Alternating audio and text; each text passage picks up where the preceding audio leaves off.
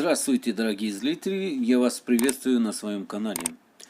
Итак, президент Таджикистана сказал, что будет с торговцами, завышающими цены на продукты.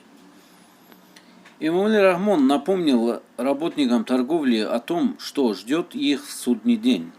Слова из священных книг стали наглядными и примером для тех, кто завышает цены и священный месяц Рамазан. При этом глава государства отметил, что такие случаи все еще встречаются, и это вызывает недовольство граждан, сообщает пресс-служба президента. В частности, глава государства отметил, что случаи, когда вопросы ценообразования решаются недобросовестными продавцами по своему, основываясь на стремлении нажиться на честных гражданах.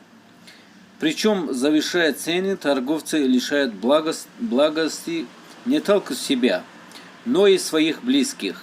Более того, подобное явление омрачает настроение граждан в священный месяц.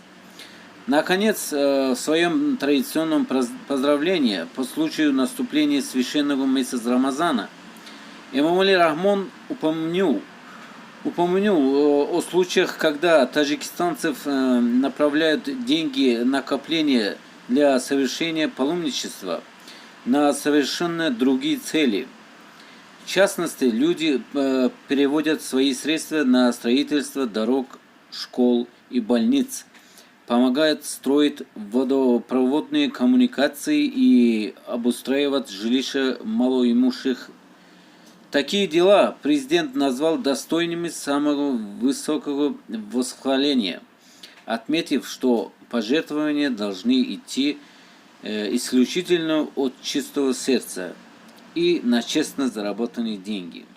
Спасибо, дорогие друзья. Это был с вами Набиджон Юсупов. Подпишитесь на канал и ставьте лайки, пишите в комментариях.